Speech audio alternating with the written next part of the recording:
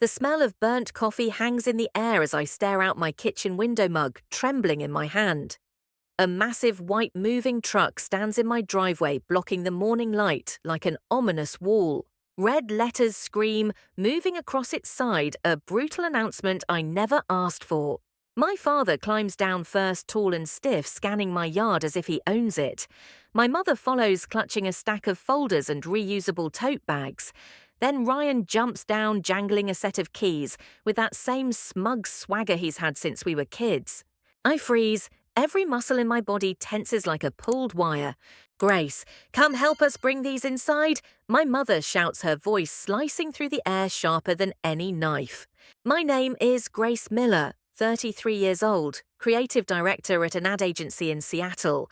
I worked 15 years, clawing my way up in a world that eats you alive if you dare slow down. I bought this 2-story house 3 years ago, with its lavender backyard, sun-soaked reading room, and spacious kitchen that smells like garlic and rosemary every Sunday. All mine.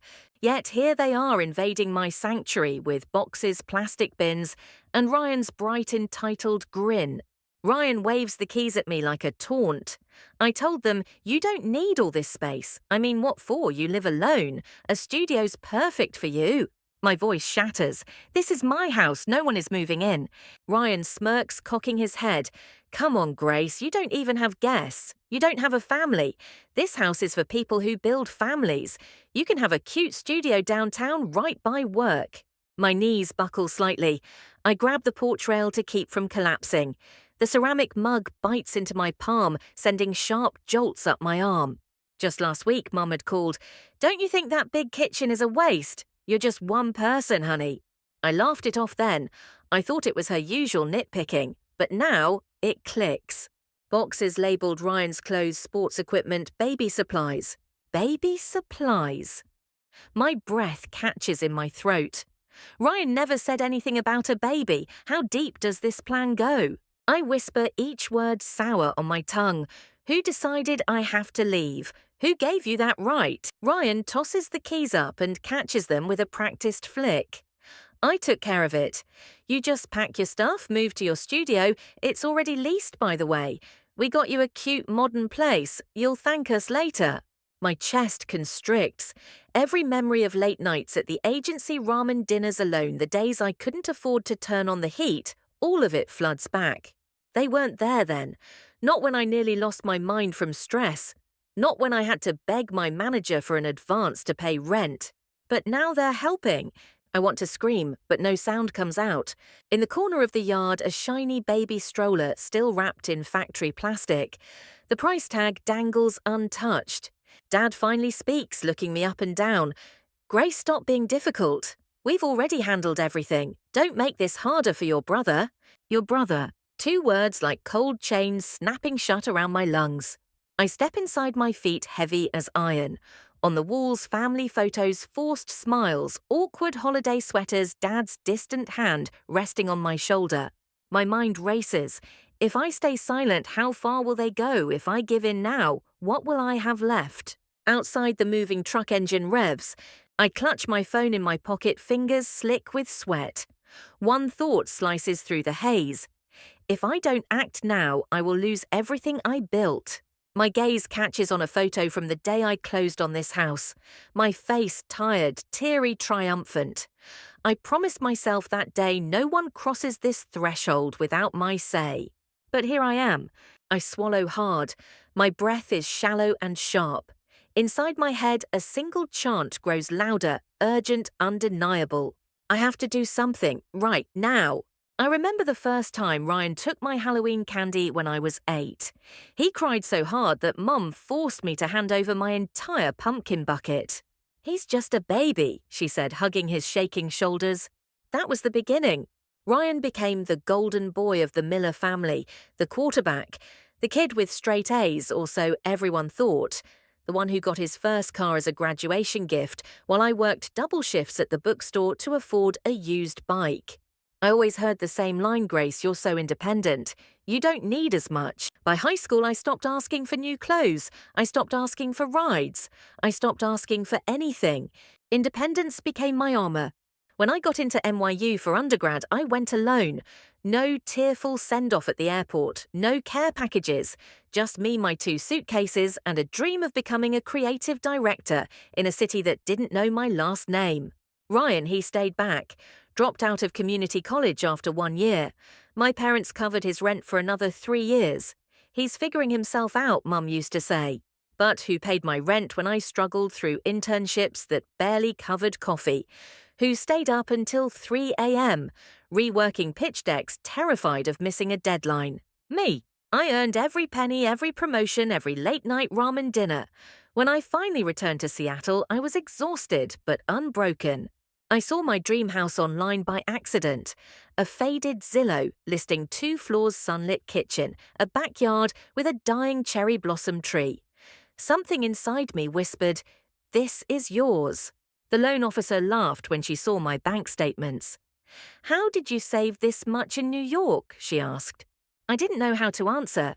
Years of skipped vacations, of choosing plain bagels over brunch mimosas, of never buying designer coats even in freezing winters, that's how.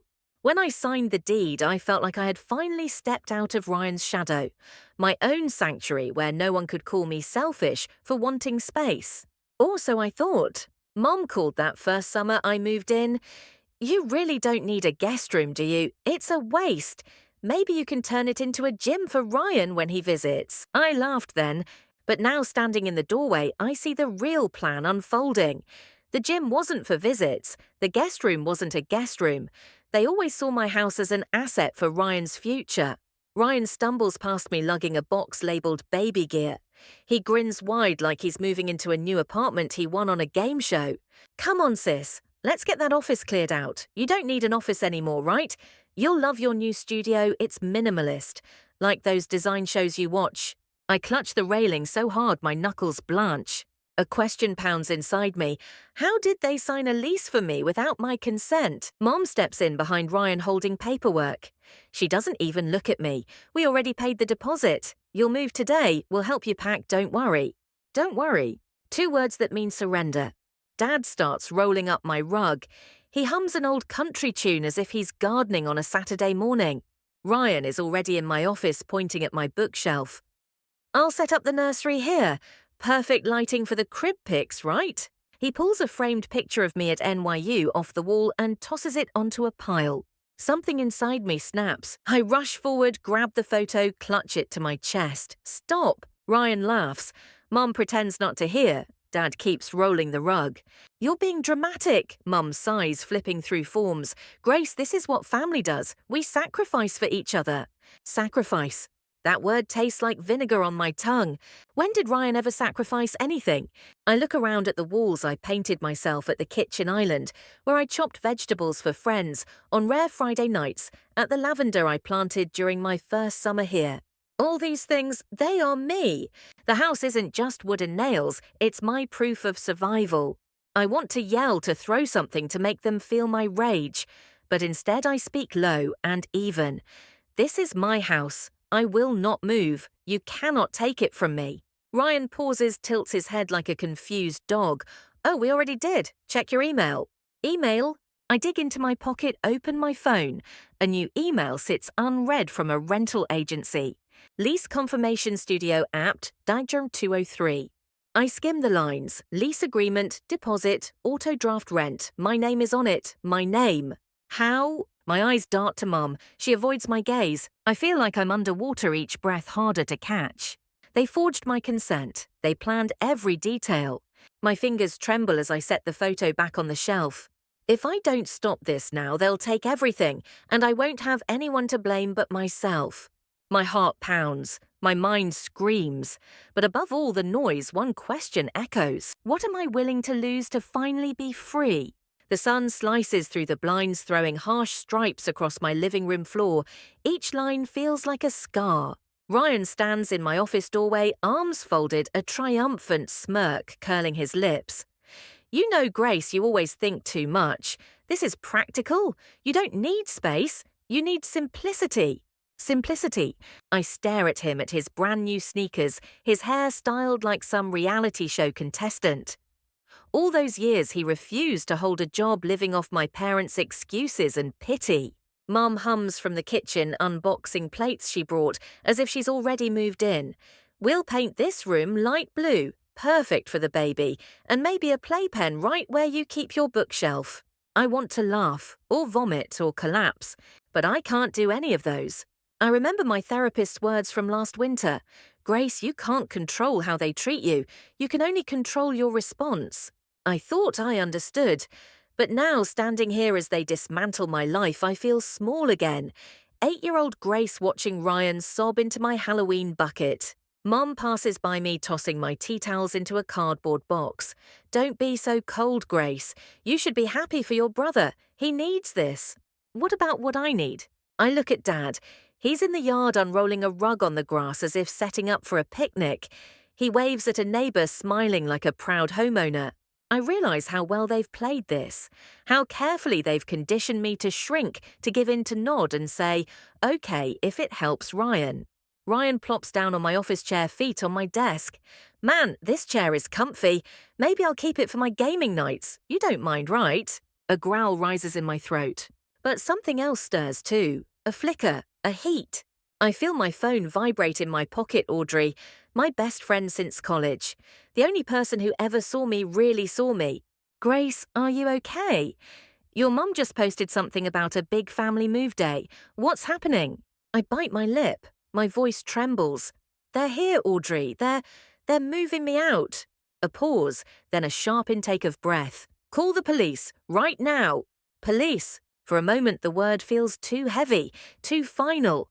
But then I see Ryan toss one of my sketchbooks into a trash bag, my sketchbook full of doodles from my darkest days in New York. I snap. I march into the room, grab the bag, yank it from his hands. Don't touch my things. Ryan laughs a hollow, echoing sound. Oh my God, relax, you're being insane. I step back, my chest heaving.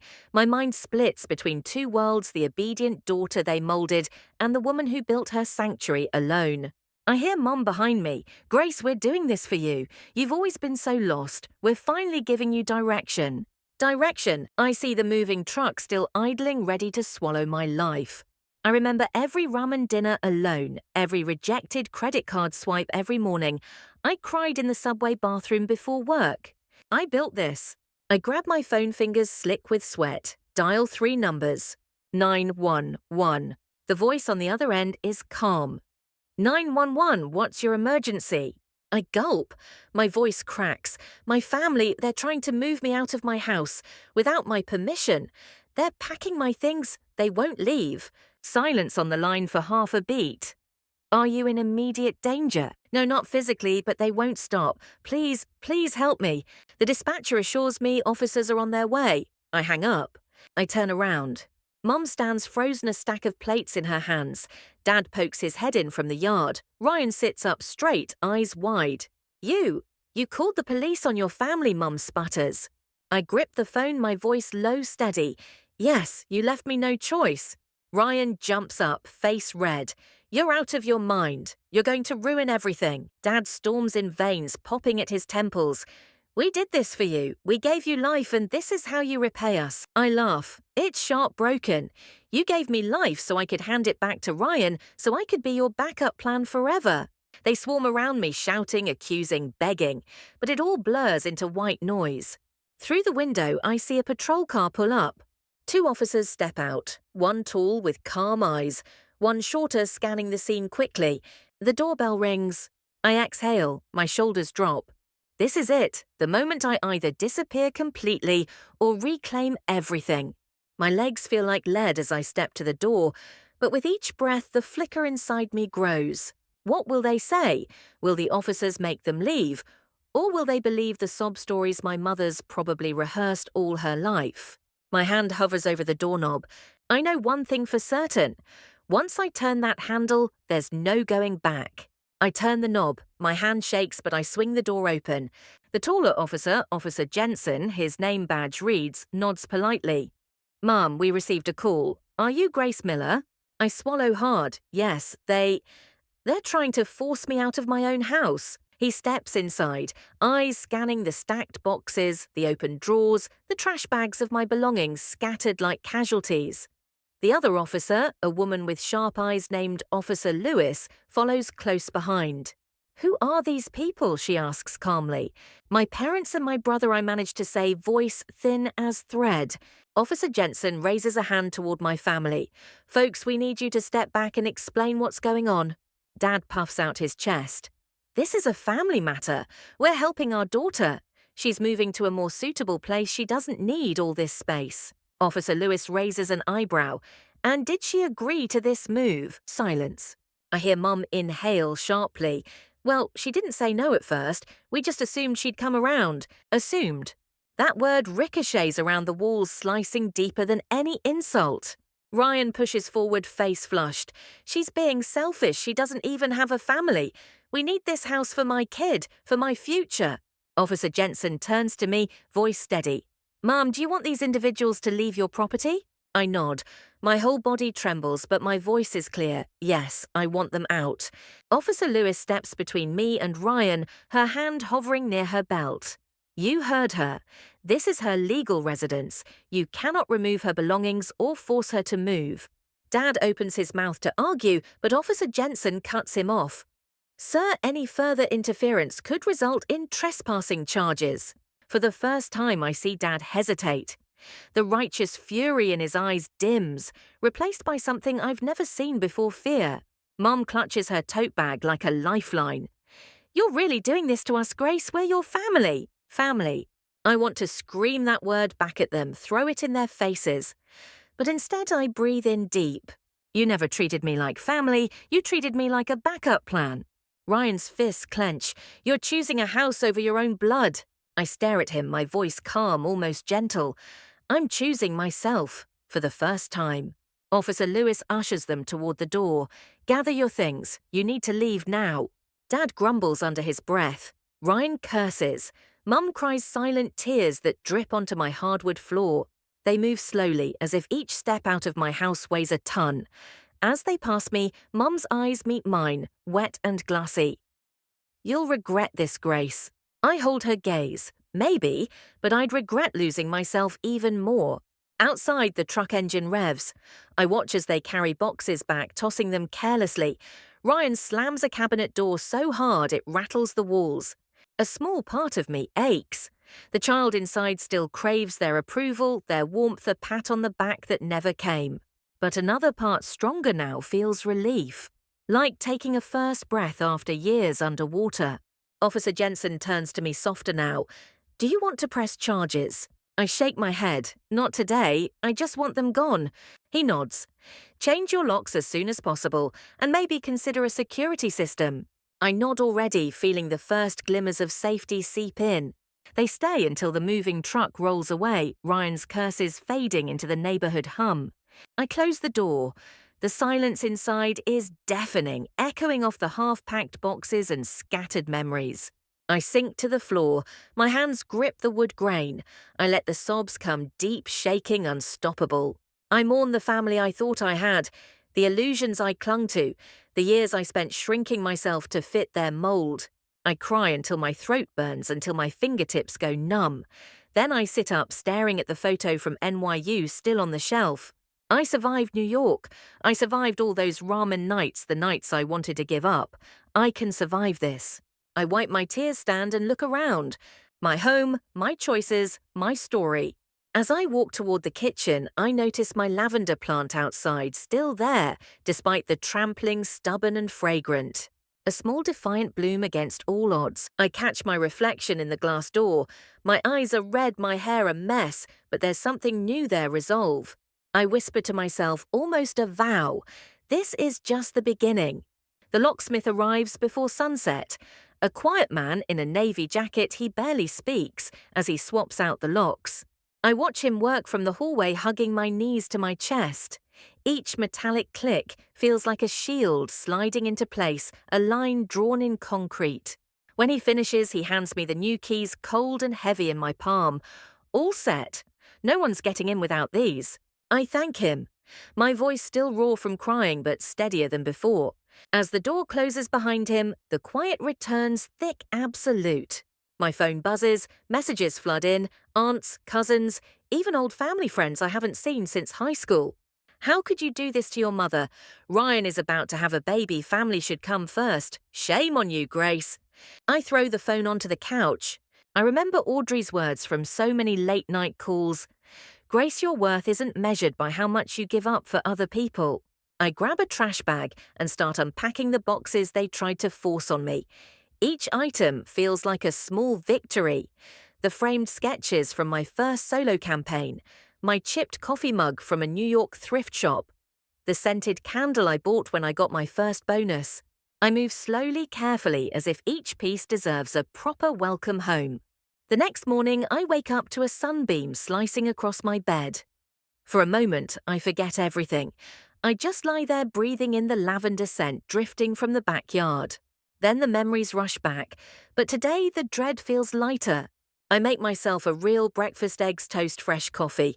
No more soggy takeout containers abandoned on my nightstand. Audrey comes over by noon. She doesn't knock, just bursts in holding 2 giant bags of groceries and a bottle of cheap sparkling wine. I brought reinforcements, she says, dumping everything onto the kitchen counter. We cook together, music playing low in the background. The kitchen fills with laughter and the smell of rosemary chicken. We eat on the patio, our plates balanced on our laps. Audrey raises her plastic cup. To new locks, new beginnings, and finally telling your family to fuck off. I laugh, a sharp bubbling sound I didn't think I had left in me. She leans over, eyes serious now. I'm proud of you, Grace. I know this cost you everything you thought you needed to keep. I nod, blinking hard. I always thought if I just kept giving they'd love me, that one day I'd be enough. Audrey squeezes my hand. You've always been enough. They just never deserved to see it. That night, I sit on the couch staring at the empty spaces, where my books once were, where my office supplies sat now, safely returned to the shelves.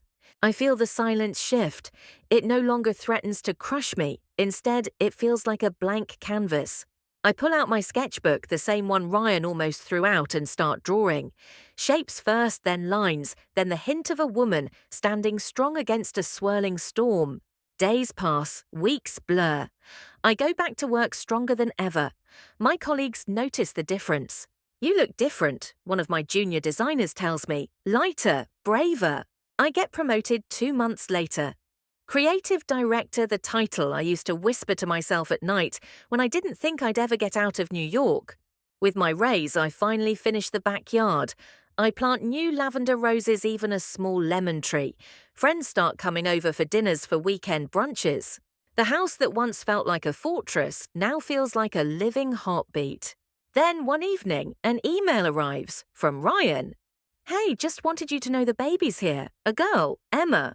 I read it over and over, my niece, an innocent new soul untouched by all this chaos.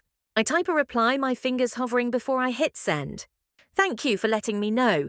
I wish her health and happiness. I need more time, but maybe one day I'd like to meet her. I send it. A weight lifts from my shoulders, unexpected but real. I glance around my living room, my heart thudding slow and warm.